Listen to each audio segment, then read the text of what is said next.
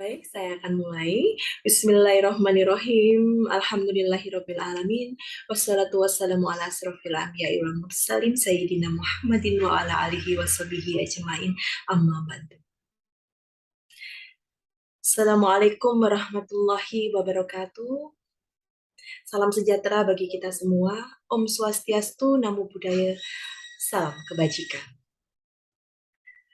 Apa kabar mahasiswa-mahasiswi Universitas Terbuka dimanapun Anda berada?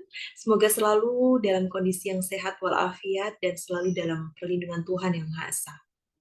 Berjumpa lagi dengan saya Niken Septanti Ningtyas pada mata kuliah Strategi Pembelajaran di SD. Pada mata kuliah ini saya akan memaparkan beberapa materi terkait dengan konsep dasar belajar itu sendiri pada inisiasi 1 yang perlu dikuasai oleh mahasiswa. Sebelumnya, sudah saya himbau pada video sebelumnya bahwa mahasiswa harus mendownload materi yang sudah disediakan di e-learning ut.ic.id yang kemudian dapat dipelajari dan dibaca sehingga ada pengetahuan awal terkait dengan mata kuliah strategi pembelajaran di SD. Selanjutnya akan saya paparkan terkait dengan materi pertama kita pada inisiasi 1, yaitu tentang hakikat strategi pembelajaran. Pada hakikat strategi pembelajaran kali ini, yang perlu kita kuasai di awal adalah basicnya, di mana para mahasiswa-mahasiswi diharapkan sudah membaca pedoman atau modul yang disediakan oleh UT, sehingga ada pengetahuan awal terkait dengan materi yang akan kita kaji pada hari ini. Baik, kita akan masuk pada materi. Hakikat strategi pembelajaran. Apa itu hakikat strategi pembelajaran?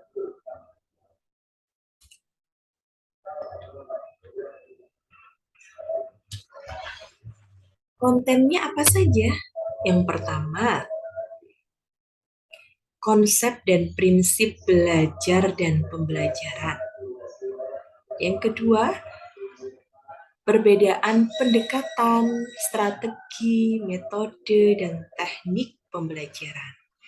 Yang ketiga, faktor-faktor penentu dalam pemilihan strategi dan pembelajaran. Yang keempat, berbagai jenis strategi dan pembelajaran. Mahasiswa dan mahasiswa UT yang dirahmati oleh Allah, tentunya harapan dan indikator dari pencapaian pembelajaran pada hari ini adalah mahasiswa diharapkan mampu menjelaskan konsep dan prinsip dari belajar dan pembelajaran itu sendiri. Mahasiswa mampu membedakan apa itu pendekatan, strategi, metode, dan teknik dari pembelajaran, di mana keempat hal tersebut ternyata adalah merupakan 4 hal yang berbeda makna. Yang ketiga, faktor-faktor apa saja yang menjadi penentu dalam pemilihan strategi dan pembelajaran. Mahasiswa diharapkan dapat memahami tentang faktor-faktor ini.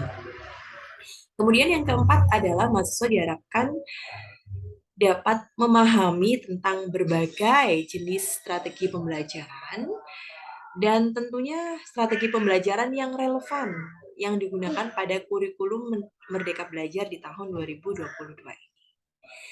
Baik, akan saya lanjutkan. Kita masuk materi pertama kita, yaitu tentang konsep belajar. Apa sih konsep belajar itu? Belajar adalah suatu proses di mana suatu organisme berubah perilakunya sebagai akibat pengalaman. Diungkapkan oleh Dahar tahun 1989 di halaman 11. Ada 3 ciri utama dari belajar itu sendiri menurut Dahar. Yang pertama adalah belajar adalah proses mental dan emosional atau proses berpikir dan merasakan. Manifestasi berupa kegiatan siswa, contohnya mendengarkan guru bertanya, berdiskusi, menanggapi, melakukan percobaan, itu adalah manifestasi dalam kegiatan yang dapat diartikan sebagai proses belajar. Sehingga yang Anda lakukan saat ini ketika Anda mendengarkan video materi pada inisiasi 1, Anda sudah didapatkan bahwa Anda sedang mengalami proses belajar. Kemudian ketika Anda sedang membuka forum chat diskusi pada inisiasi 1, di situ juga Anda mencoba untuk melakukan proses belajar. Dengan cara apa? Dengan cara menjawab pertanyaan yang sudah disediakan dan menganalisisnya terlebih dahulu sebelum mengetik jawaban pada kolom chat diskusi. Contohnya sangat relevan sekali ya dengan kegiatan kita, dan tentunya itu sangat-sangat bermanfaat sekali bagi seluruh mahasiswa dan mahasiswi UT untuk dapat memahami secara kontekstual apa yang ada di materi ini dengan kegiatan nyata yang sedang Anda alami. Contoh proses dalam belajar adalah seorang guru memberikan materi pembelajaran dengan tema saling menghargai. Setelahnya, ia mengelompokkan siswa menjadi 5 kelompok dan meminta mereka untuk membuat skenario dan bermain peran dengan tema saling menghargai. Kegiatan ini diakhiri dengan sesi tanya-jawab antara guru dan siswa. Saudara-saudari yang berbahagia, kita tahu bahwa strategi pembelajaran ini seiring berjalannya waktu semakin mengalami proses menjadi strategi yang lebih baik dari hari, dari tahun, dari masa ke masa. Jika dulu proses belajar itu diartikan sebagai transfer ilmu dari guru ke siswa dan terkesan ada suatu hal yang memaksakan gitu ya. Kalau sekarang kita lebih relevan dengan kondisi real saat ini bahwa proses belajar itu bukan transfer ilmu dari seorang guru kepada siswa. Bukan.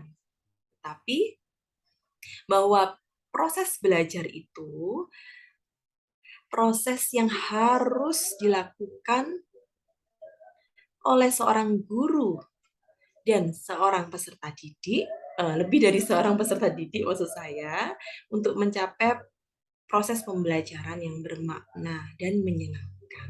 Bukan lagi proses pentransferan ilmu. Kalau kita berbicara tentang hal tersebut, kenapa di sini saya contohkan strategi pembelajarannya menggunakan proses pengelompokan, ya. Karena kan di sini SD itu berbeda dengan jenjang-jenjang di atasnya. Saudara-saudari yang sudah terjun ke lapangan dan sudah mencoba untuk mengajar di jenjang sekolah dasar tentunya akan merasakan bahwa anak-anak di usia sekolah dasar tentunya dengan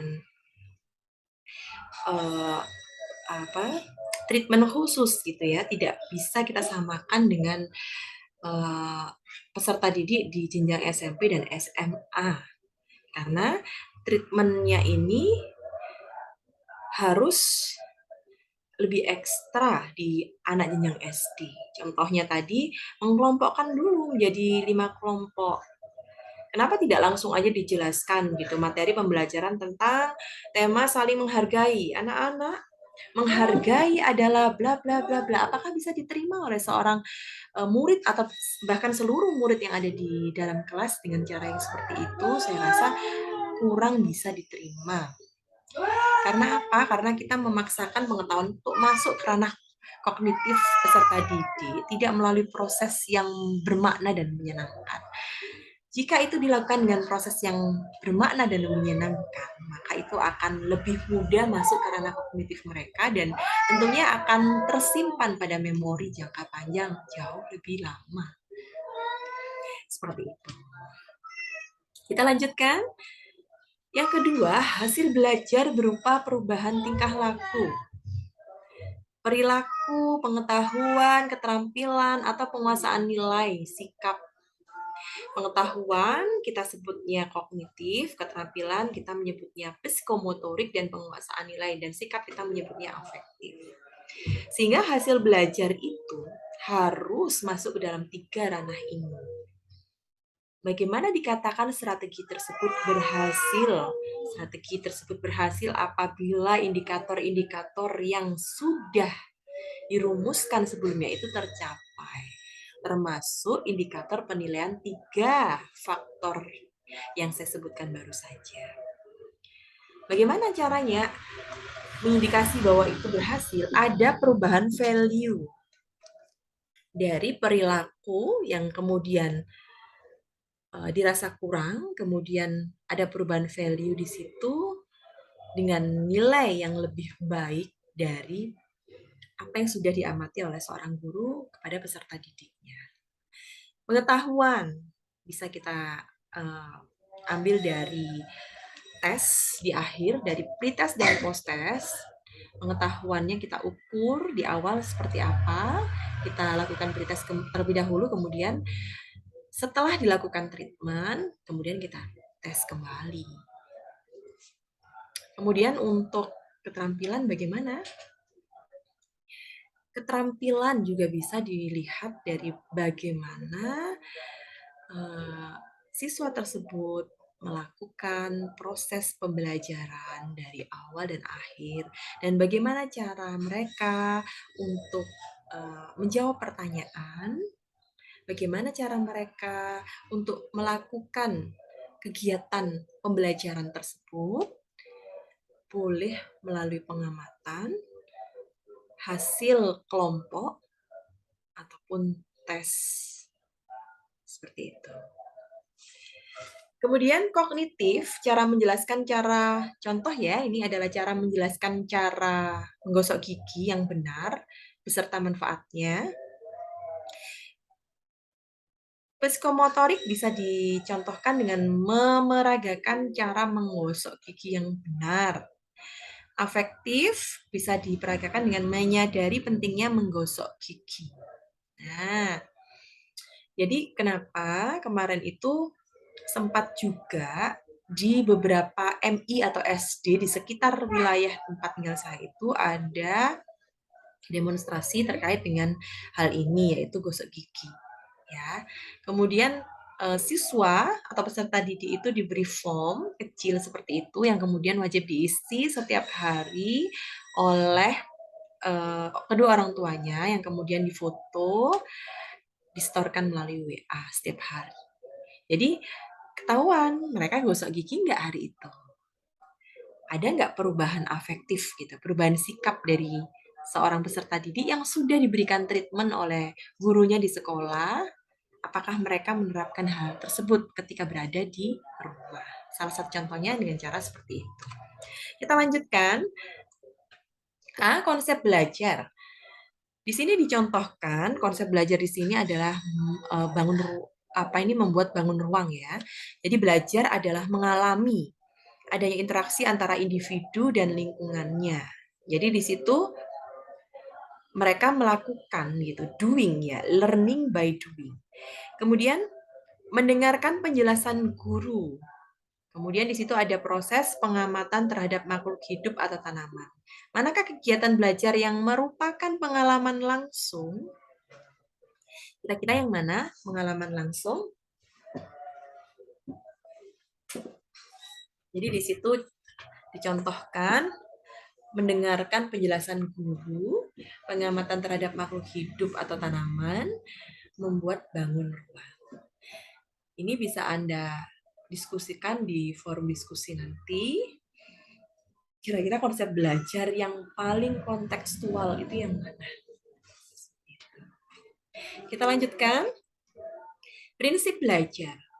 Ketentuan atau hukum yang harus dijadikan pegangan di dalam pelaksanaan kegiatan pembelajaran. 1. Motivasi. Motivasi sangat penting sekali. Motivasi ini berfungsi sebagai penggerak aktivitas. Bila motornya tidak ada, maka aktivitas tidak akan terjadi. Dan bila motornya lemah, aktivitas yang terjadi pun lemah. Oleh karena itu, kita harus bisa memotivasi diri sendiri. Karena motivasi ini ada yang datangnya dari dalam dan ada yang datangnya dari luar. Motivasi yang datangnya dari luar berarti diberikan oleh individu lain. Namun motivasi yang datang dari dalam diri sendiri berarti dimulai dari motivasi diri sendiri. Dan Anda harus melakukan ini dalam setiap proses pembelajaran yang sedang Anda laksanakan. Contohnya di situ adalah berlatih menyanyi agar mampu menyanyi dengan baik. Keahlian menyanyi. Ya, di sini dimulai dengan motivasi intrinsik yang saya bilang tadi, motivasi dari dalam. Kemudian, kalau motivasi ekstrinsik dari individu lain, dari luar diri kita, apa contohnya? Ketika kita memotivasi anak-anak SD dengan kalimat, ayo siapa yang mau menjawab? Yang bisa menjawab akan Ibu beri hadiah. Nah, hadiah itu adalah sebuah motivasi bagi mereka untuk mereka saling berlomba menjawab pertanyaan. Kita lanjutkan. Yang kedua adalah perhatian. Pemusatan energi psikis, pikiran, dan perasaan terhadap suatu objek. Makin terpusat perhatian pada pelajaran, proses belajar semakin baik dan hasilnya akan baik pula. Siswa memberikan perhatian terhadap tema pelajaran tertentu karena ia pernah mengalami atau merasakan. Siswa memberikan perhatian terhadap tema pelajaran tertentu karena guru kelas menggunakan alat peraga. Siswa memberikan perhatian terhadap tema pelajaran tertentu karena guru kelas meminta mereka untuk mengerjakan tugas dengan tugas kelompok. Dan ini masih banyak lagi yang faktor-faktor yang mempengaruhi bagaimana cara agar mereka dapat memusatkan perhatian mereka terhadap guru yang ada di kelas. Salah satu contohnya dari pengalaman yang pernah saya alami adalah proses pembelajaran yang menyenangkan oleh seorang guru. Karena saya sendiri memiliki putri SD, itu sangat senang apabila gurunya itu memulai pembelajaran dengan proses yel-yel atau bernyanyi. Nah, jadi itu juga merupakan suatu trik atau strategi untuk mereka memusatkan perhatian kepada guru. Gitu ya. Karena ini dibutuhkan pikiran dan perasaan gitu ya. Jadi pikiran dan perasaan tuh harus senang. Bukan hanya pikirannya aja yang terpusat, tetapi hatinya juga harus terpusat kepada guru gitu. Jadi guru itu harus menyenangkan bagi peserta didiknya. Dia harus menarik gitu ya. Menariknya bukan hanya masalah pikirannya gitu. Pandangan matanya siswa dan cara bersikap seorang guru itu juga sangat mempengaruhi bagaimana mereka akan tertarik kepada gurunya secara pikiran dan secara perasaan sehingga mereka akan merasa nyaman belajar bersama guru tersebut. Baik, selanjutnya adalah aktivitas. Belajar itu adalah aktivitas mental dan emosional. Aktivitas mental dan emosional. Jika seorang siswa berada di dalam kelas, namun mental emosionalnya tidak terlibat aktif pada situasi pembelajaran, hakikatnya anak tersebut tidak ikut belajar. Paham ya?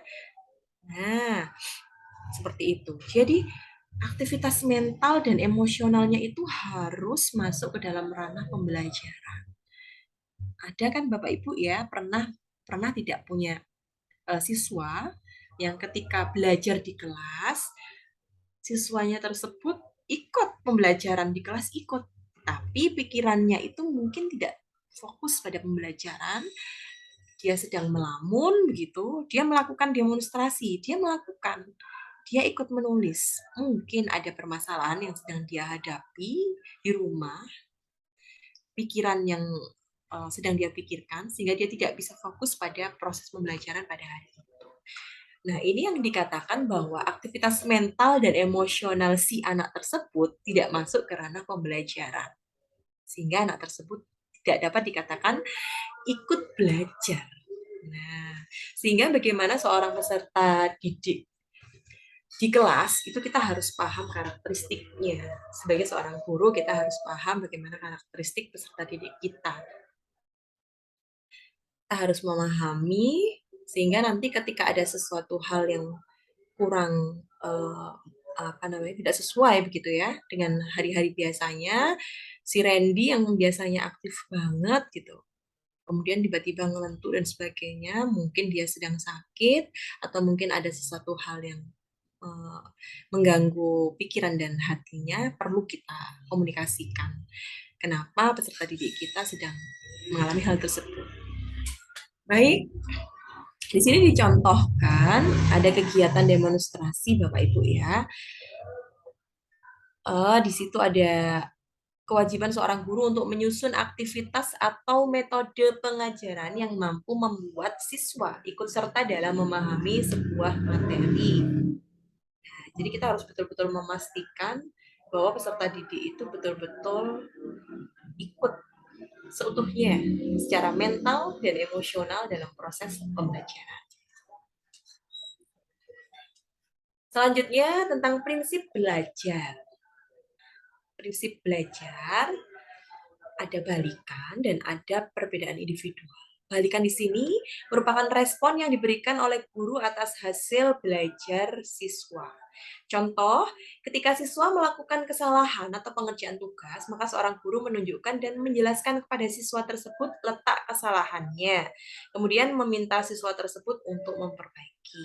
Dan perlu digarisbawahi Bapak Ibu, kita sebagai seorang pendidik ya tidak boleh serta-merta secara gamblang melakukan proses penyalahan yang frontal kepada peserta didik ya, sehingga ada suatu sikap atau hal yang perlu kita perhatikan sebagai seorang peserta didik.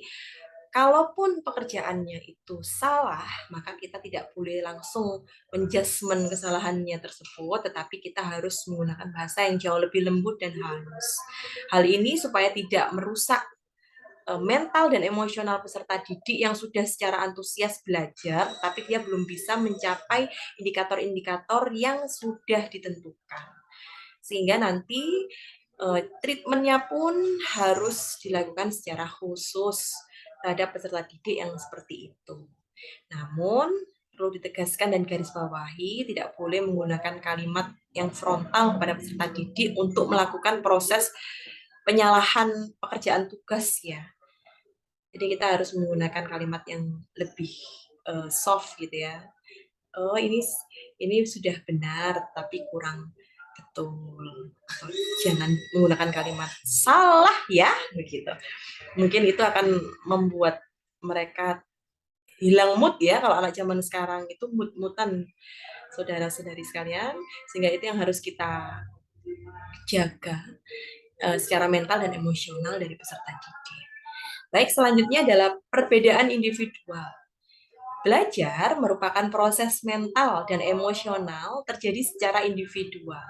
Sehingga jika seorang guru mengajar di satu kelas, maka barang tentu jika aktivitas belajar siswa beragam. Nah, jadi tipe belajar siswa itu berbeda-beda. Ada yang visual, ada yang auditory, ya, auditori, kemudian ada yang kinestetik, seperti itu. Jadi berbeda-beda.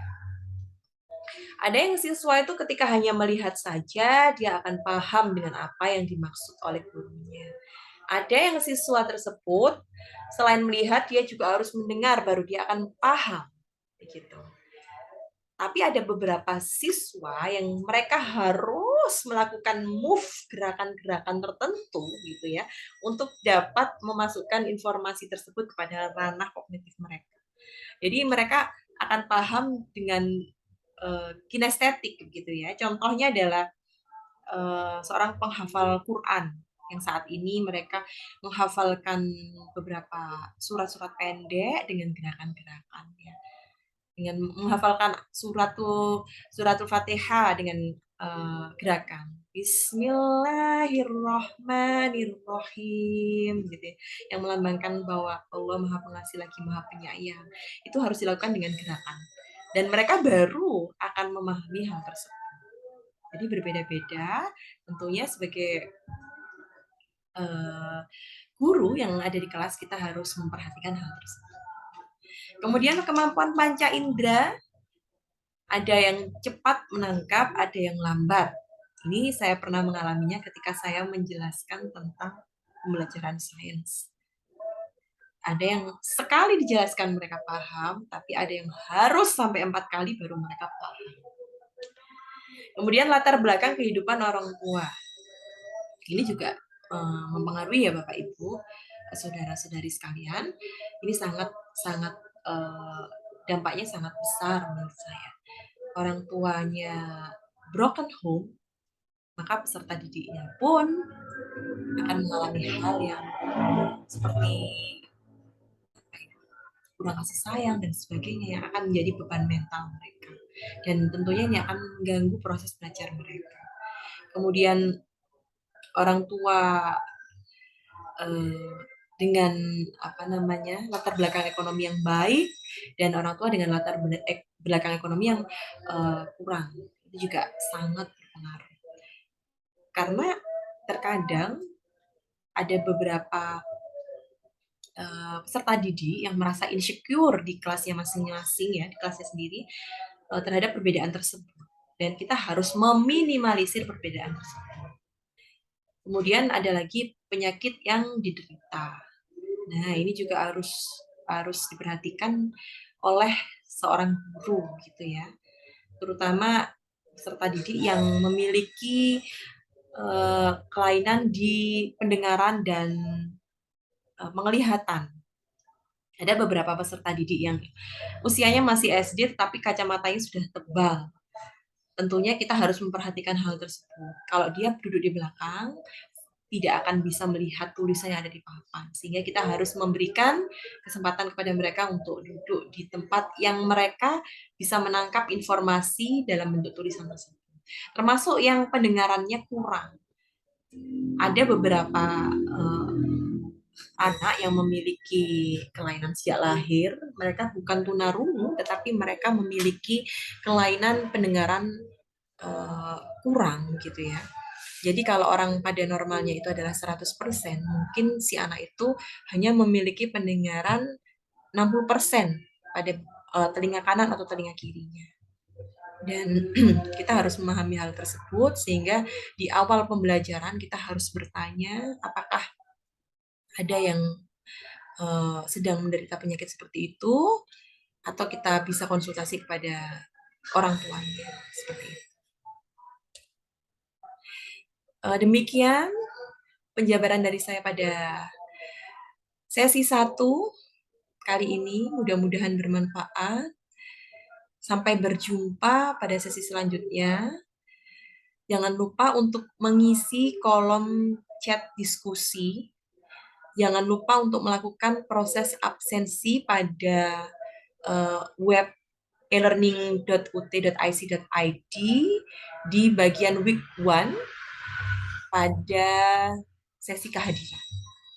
Demikian penjabaran dari saya. Sampai berjumpa pada sesi selanjutnya. Saya akhiri, Burung Irian Pudung Cendrawasih. Cukup sekian dan terima kasih. Wabillahi taufiq wal hidayah, walidha wal inayah. Wassalamualaikum warahmatullahi wabarakatuh.